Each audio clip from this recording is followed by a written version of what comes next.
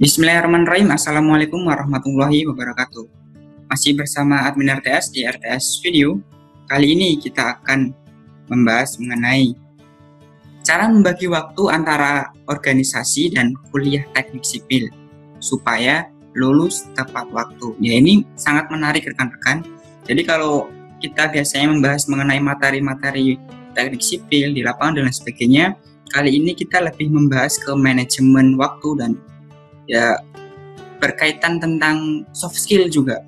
Apakah itu perlu atau tidak, seperti itu. Ya, kali ini kita sudah mempunyai narasumber juga di acara ngopi yang ketiga, ngobrol seputar konstruksi. Ya, beliau ini merupakan mempunyai, ini kalau kita lihat di sisi kanan, ini sangat luar biasa sekali ya. Lihatlah orang lain untuk belajar, bukan untuk saling menghina. Ini memang betul sekali. Terus kemudian kalau saya lihat lagi di bawahnya sendiri ya, selalu nikmati proses karena proses membuat kuat. Nah, jadi ibarat fondasi suatu bangunan, yaitu proses itu adalah proses. Oke, langsung saja rekan-rekan, mungkin kita akan panggil siapa beliau. Nah, ini adalah halo Andra Sarjana Teknik. Ya, siap. Beliau adalah alumni Teknik Sipil Universitas dari Semarang. Selamat malam, Mas Andra. Ya, selamat malam, admin RTS. Oh, siap. Salam jumpa. Siap. Jadi kalau dilihat ini Mas Andra betul ya alumni Teknik Sipil Universitas PGRI Semarang? Ya, alhamdulillah saya lulus baru bulan September 2019 kemarin. Ya, siap. Dan ya, jadi beliau ini sekarang posisi tidak di Jawa ya ini ya, posisinya di luar Jawa. Yeah. Nah, kalau mungkin kita bisa lihat untuk membagi ke rekan-rekan, posisi di sana itu ibaratnya apa ya, beda kayak di Jawa enggak seperti itu? Mungkin untuk Mas Sandra ini, Mas Andra, beda, ada perbedaan nggak sih di Jawa sama di luar Jawa itu? Tentunya beda, ini perbedaan, cuman ya kita selagi manusia harus bisa saling menyesuaikan dengan lingkungan agar kita tepat beradaptasi dengan lingkungan sekitar.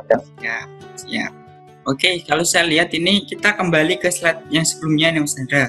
Jadi saya lihat ini beberapa ada tulisan seperti ini. Nah, ini maksudnya seperti apa ini? Ibaratnya seorang Andra menggambarkan atau mungkin menjelaskan sebuah kata-kata motivasi ini. Recovery is a process, you just have to start. Jadi bagaimana itu?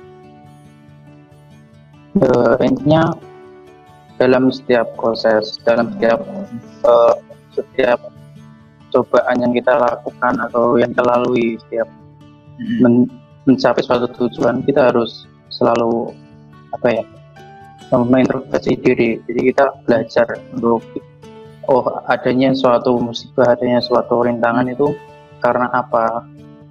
Jadi kita tidak akan berhenti hanya dengan proses seperti itu saja. Kita bisa tetap kuat dan terus berjalan untuk mencapai cita-cita kita.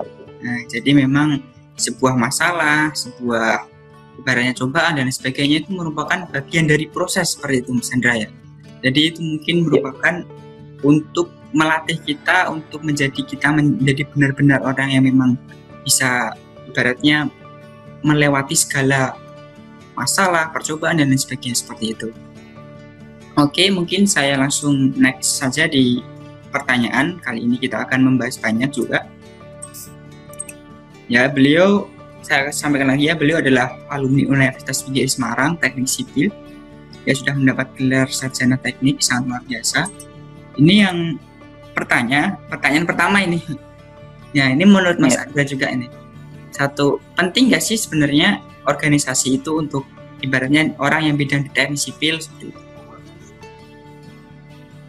Untuk saya sendiri sangat penting karena itu bagian dari satu selain untuk menyibukkan diri kita dengan hal-hal yang positif, kita juga bisa belajar dari orang lain, dari sistem organisasi, bagaimana kita cara membuat suatu kegiatan, bertanggung jawab dan lain sebagainya, sehingga kita dapat terbiasa dan menjadi bekal kita untuk saat kita lulus nantinya.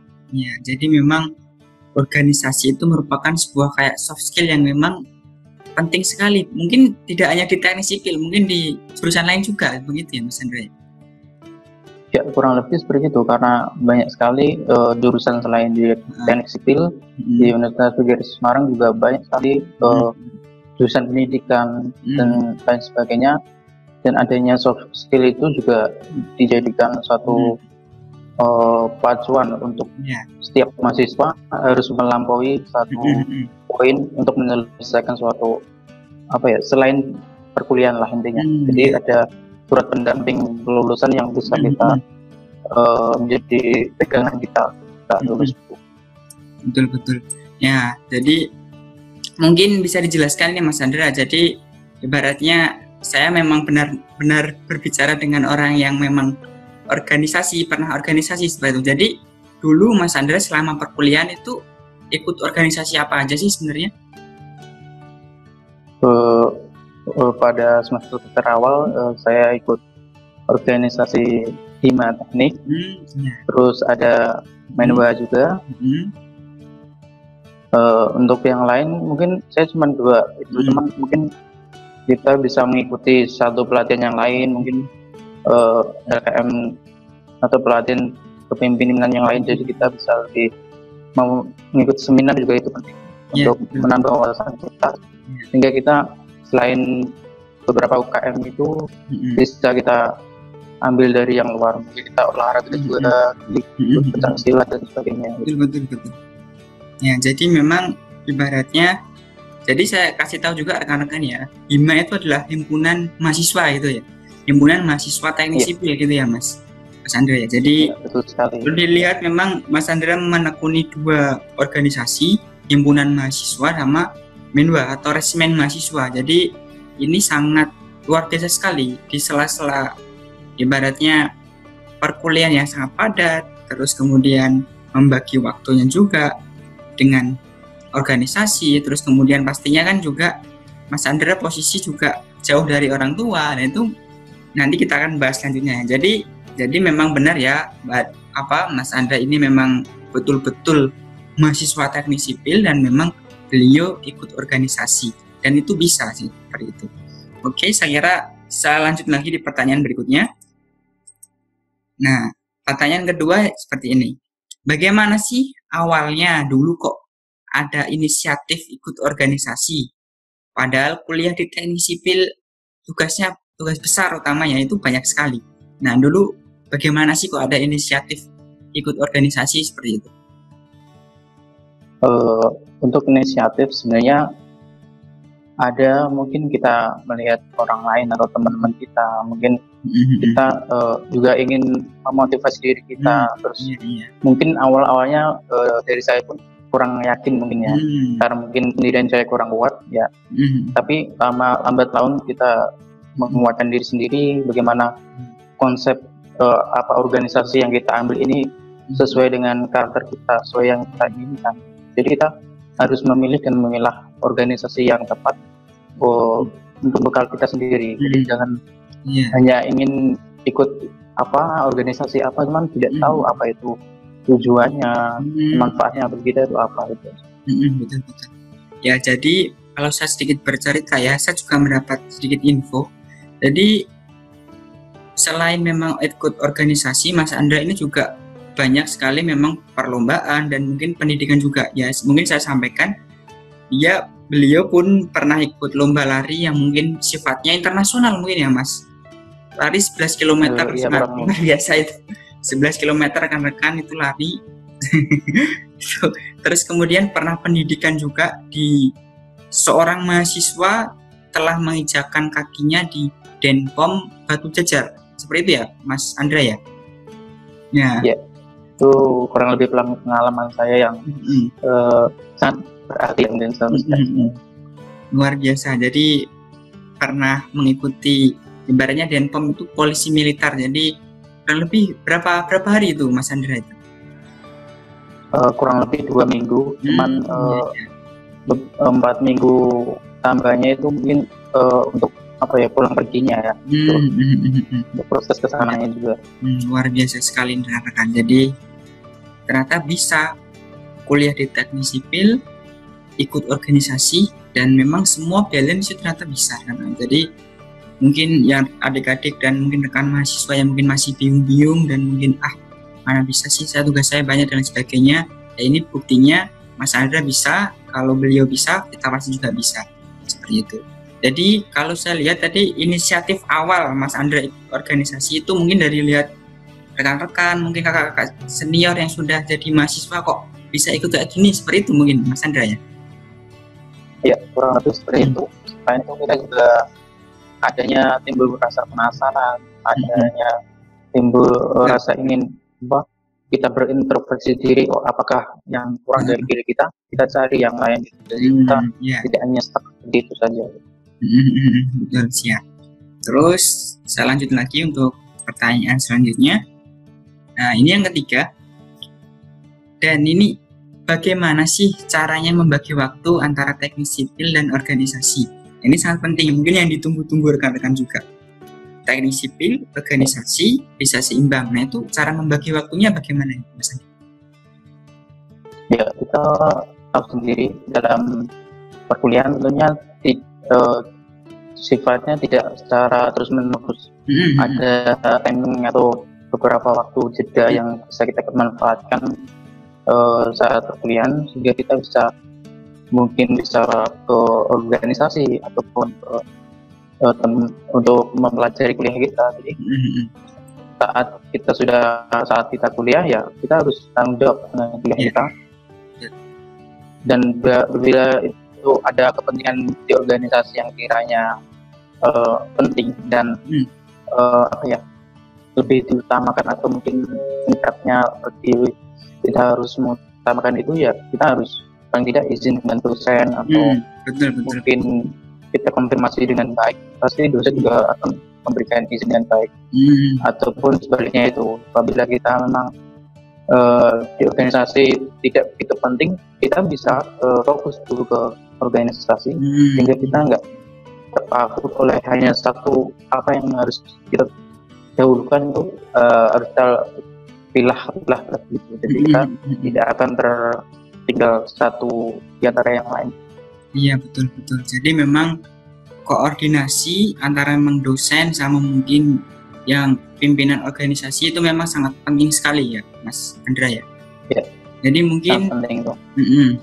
Karena mungkin banyakkan dari kita itu, gimana ya cara baginya ya. Jadi intinya memang koordinasi. Kalau memang posisi seperti ini, kita harus setidaknya izin dan lain sebagainya. Jadi memang harus ada komunikasi di situ. Itu ya. Ya. Terus mungkin ada tambahan lagi yang untuk pertanyaan ketiga ini, Mas Andra? Mungkin tambahannya kayak sekarang kan udah teknologi sudah berkembang dengan pesat ya. Kita kalau untuk belajar sendiri, kita bisa sambil melihat HP atau internet, atau mungkin materi kuliah kita taruh di HP. Jadi kita setelah waktu sedikit, kita bisa mereview apa yang kiranya perlu direview, ilmu yang mungkin nanti yang kita mau sampaikan, atau mungkin kita mau ada penyampaian materi di kampus. Jadi kita nggak akan ketinggalan materi yang kita pelajari. Betul sekali. Jadi memang ini ya Mas Andrea juga ya. Jadi kalau semisal kita mungkin terpaksa nih ikut organisasi terus kita meninggalkan suatu perkuliahan. Jadi kita jangan sampai ibaratnya diam saja dan tidak aktif mencari tahu materi apa sih nanti yang telah dipelajarkan. Jadi kita memang bisa memanfaatkan teknologi, kita cari, terus kita ibaratnya bagaimanapun caranya kita harus bisa ibaratnya mengetahui dan bisa pada saat materi itu gitu Mas Andra ya? Ya kurang lebih seperti itu, karena mungkin kita bisa minta dosennya langsung, atau teman kita yang mungkin berangkat di kampus, jadi kita nggak akan ketinggalan satu materi apapun atau kegiatan apapun lah ya. Siap. Oke, selanjutnya ini pertanyaan keempat. Nah ini nih, bagaimana cara mengatur pola belajar dan rapat-rapat organisasi. Jadi mungkin organisasi itu pasti tidak akan jauh dari yang namanya rapat-rapat. Nah, cara mengatur pola belajar dan rapat-rapat itu menurut Mas Andre bagaimana sih? Ya, dalam satu organisasi, dalam organisasi mahasiswa, kita pastinya anggotanya mahasiswa sendiri ya. Ya. Ya kan? Ya, kurang lebih kita bisa menganalogikan kalau kita terdiri dari suatu mahasiswa semuanya kan, pengurusnya. Jadi otomatis kita bisa mengalihkan atau memberi saran lah untuk semua teman-teman kita dalam organisasi, bagaimana kita pelaksanaan rapatnya, apakah kalau siang itu efektif. Nah, kebanyakan dari yang saya alami itu malam hari. Setelah habis maghrib atau habis isya, kita kasih waktu beberapa jam saja atau beberapa menit di tempat yang sudah ditentukan, itu saya rasa bisa maksimal untuk rapat kegiatan dan sebagainya. Kalau untuk belajar sendiri kita bisa lakukan setelah itu, ataupun mungkin di setelah kita selesai perkuliahan. Jadi atau kalau ada jeda waktu kuliah, kita bisa review lagi materi yang perlu kita pelajari atau mungkin buat tugas dan sebagainya. Kita juga bisa stay di base camp atau tempat titik kumpul biasanya organisasi kita ikuti. Jadi nggak adanya kita di kampus di kelas saja, kita bisa di titik kumpul di organisasi sambil kita sharing-sharing dengan tim organisasi. Iya, siap. Ya, jadi memang untuk pola mengaturnya itu memang satu dari diri kita sendiri yang memang harus bertanggung jawab akan belajar kita. Jadi kita juga setiap organisasi kan di situ perkumpulan antara memang semua mahasiswa. Jadi mungkin pasti akan tahulah saatnya memang yang tepat untuk belajar dan saatnya memang tepat untuk rapat-rapat gitu ya Mas Indra ya. Ya. Seperti itu. Iya. Jadi memang begitu ya rekan-rekan, pasti bisa. Nggak ada yang nggak bisa antara memang belajar, rapat organisasi, dan lain sebagainya. Oke, selanjutnya untuk pertanyaan berikutnya. Nah, ini. Apa manfaat setelah ikut organisasi? Ya, pastinya yang berkaitan tentang pekerjaan, teknik sipil, atau di dunia kerja, seperti itu Mas Andra. Namun sebelum dijelaskan, ini kegiatan apa ini kalau saya boleh tahu ini? Ya, itu kegiatan organisasi Menba, di mana itu kita melakukan suatu acara temu alumni. Jadi kita saling bertemu antar beberapa angkatan yang sudah lulus dari perkuliahan. Sehingga itu juga bisa bermanfaat untuk menambah link kita atau hubungan kita dengan orang lain. Jadi kita kalau ada pekerjaan mungkin atau info yang penting bisa saling sharing. Siap. Ya, jadi ini kegiatan temu alumni ya rekan-rekan. Ini memang alumni-alumni yang terdahulu mungkin berkumpul di sini, saling bertukar ilmu, tukar pengalaman, berbagi cerita dan sebagainya. Luar biasa. Nah, sekarang kembali ke pertanyaan nih Mas Andra. Manfaat setelah ikut organisasi yang berkaitan tentang dunia teknik sipil atau mungkin dunia kerja. Saat sekarang mungkin Mas Andra sudah lulus, terus bekerja, terus manfaatnya itu apa sih sebenarnya? Ya, kita bisa tahu sendiri kalau kita ikut organisasi tentunya kita akan menambah pertemanan atau relasi orang-orang di luar sana. Apabila kita sudah lulus, kita bisa saling sharing atau saling membantu satu sama lain. Mungkin kita perlu bantuan dari teman kita yang jurusan apa ataupun baik sama teknik sipil, kita bisa ambil ilmu bagaimana kita manajemen satu kegiatan untuk pertemuan alumni ini. Kita bagaimana kita mengontinir mereka semua itu bisa kumpul, bisa tertarik dengan kegiatan kita. Jadi tidak hanya kita mahasiswa yang belajar lalu pulang ke kontrakan atau ke kos, tidur, berangkat lagi, mandi, tidak bagus ya. Orang lebih spiritual kita bisa. Ya. Jadi memang manfaatnya itu pasti sangat banyak sekali ya Mas Andra ya. dari memang melatih kita kepemimpinan, soft skill, pertemanan, link, terus kemudian cara kita berbicara pun pasti akan berbeda ya Mas Andra, yang mungkin antara orang yang berorganisasi sama mungkin yang tadi dikatakan pulang kos tidur dan lain sebagainya, pasti akan berbeda. Nah, jadi mungkin yang secara mendasar nih Mas Andra, untuk mungkin kalau orang ikut organisasi pastinya di dunia kerja itu otomatis memang rasa ingin pekerjaannya kita selesai dengan cepat, disiplin, pasti ada seperti itu ya Mas Andra. Nah, ya, pasti ada semua itu perasaan. Ya. Jadi sangat banyak sekali rekan-rekan manfaatnya, dan itu pasti tidak hanya yang memang yang tahu itu adalah yang melakukan ataupun yang ikut rekan ya Mas Andra ya.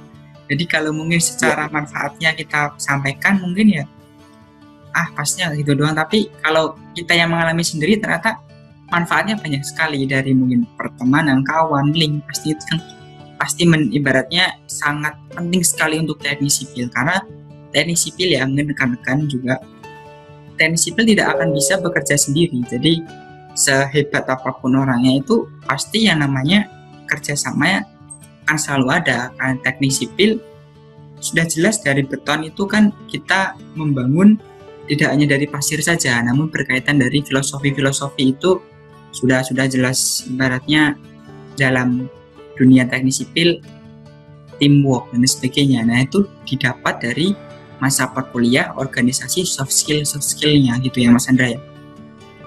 Iya. Ya siap, betul. Oke, mungkin saya lanjut saja untuk pertanyaan berikutnya. Nah, luar biasa.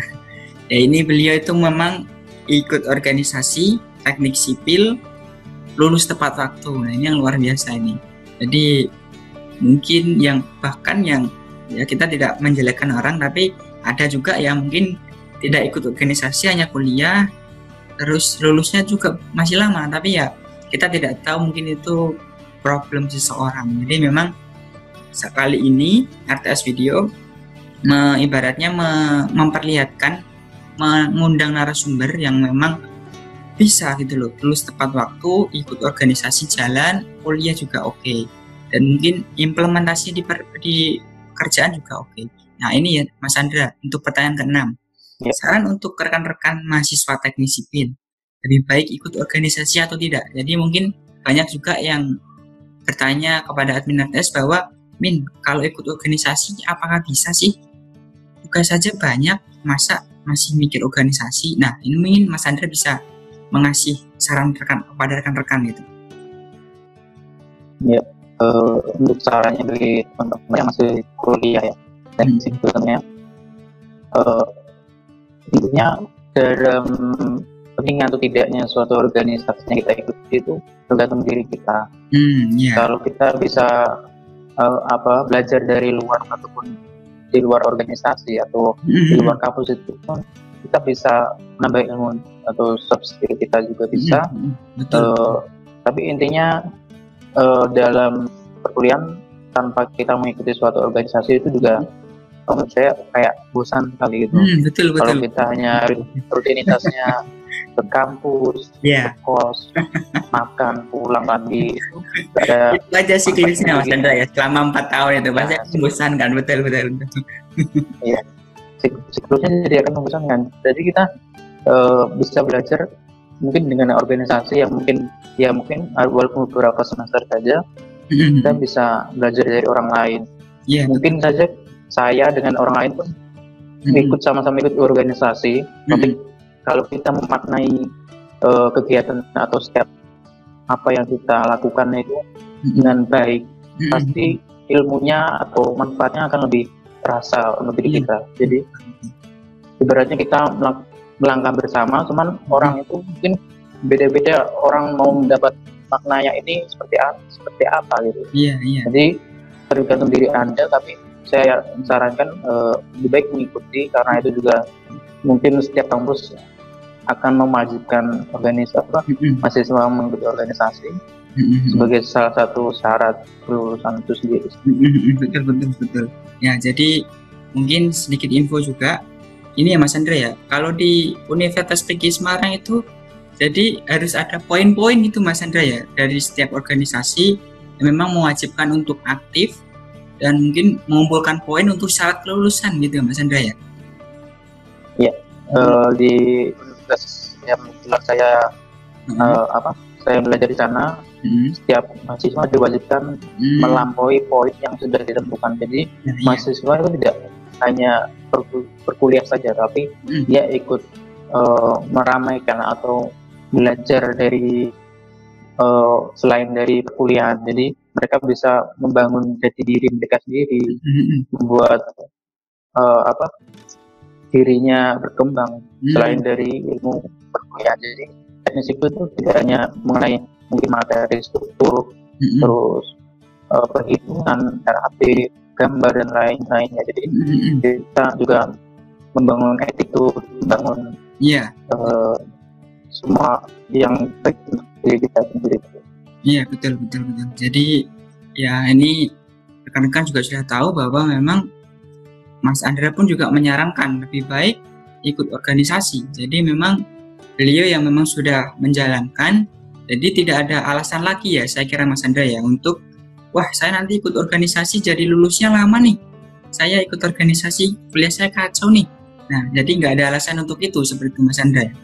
Jadi itu alasan untuk orang-orang yang mungkin apa ya Mas Andra ya tepatnya ya. Mungkin membatasi dirinya. Betul. Orang-orang yang memang membatasi dirinya sendiri, betul. Ya jadi seperti itu, ikutlah organisasi, nggak ada kata wah lulus lama, itu semua hoax ya. Jadi saya sudah membuktikan sendiri, mengundang narasumber, Mas Andra pun sudah membuktikan lulus tepat waktu, ikut organisasi pula seperti itu. Oke, next. Nah ini mungkin pertanyaan terakhir. Nah ini untuk saran untuk RTS video ini Mas Andra. Ya, sarannya ya mungkin kedepannya bisa dipanggil narasumber atau kerjasama dengan narasumber yang lebih memiliki ilmu yang lebih baik lagi, mungkin dengan dosen atau mungkin dengan orang-orang lapangan yang mungkin ilmunya lebih bisa diterima oleh mahasiswa, sehingga memberikan gambaran-gambaran di lapangan itu seperti apa, terus di apa yang perlu diperlukan, soft skill-nya atau hard skill-nya. Jadi untuk mempersiapkan diri mereka saat lulus, mereka bisa tahu untuk depannya apa yang harus mereka siapkan untuk itu. Jadi ya, terima kasih sekali Mas Andra mungkin atas waktunya, atas ibaratnya ilmunya, pengalamannya yang telah di-share pada rekan-rekan semua, pada admin RTS juga. Saya kira sudah sangat detail sekali rekan-rekan ya. Kalau saya tarik kesimpulan lagi bahwa kalau bisa ya mungkin ini ikutlah organisasi, terus kemudian tidak ada yang namanya organisasi menghambat perkuliahanmu, terus manfaat dari organisasi itu banyak sekali, membangun channel kalian, membangun link-link kalian, membangun relasi kalian, pengalaman, ilmu, dan lain sebagainya, sangat banyak sekali ya. Kalau diucapkan pasti tidak akan ini, tapi kalau dilakukan sudah ikut, ini buktinya Mas Andra juga, beliau sudah ikut organisasi, lulus tepat waktu, terus kemudian juga sudah ibaratnya sudah apa yang dia inginkan sudah perlahan itu sudah nampak gitu. Jadi sangat luar biasa sekali. Terus terima kasih sekali lagi untuk Mas Andra ini ilmunya, waktunya ya, semoga nanti bisa bermanfaat untuk yang lainnya. Saya kira 5 tahun ataupun mungkin 6 tahun ke depan video ini mungkin akan masih tetap ada dan akan dilihat oleh mahasiswa-mahasiswa yang memang generasi penerus bangsa ini. Oke, terima kasih Mas Andra. Selamat malam dan salam sipil. Oke, siap.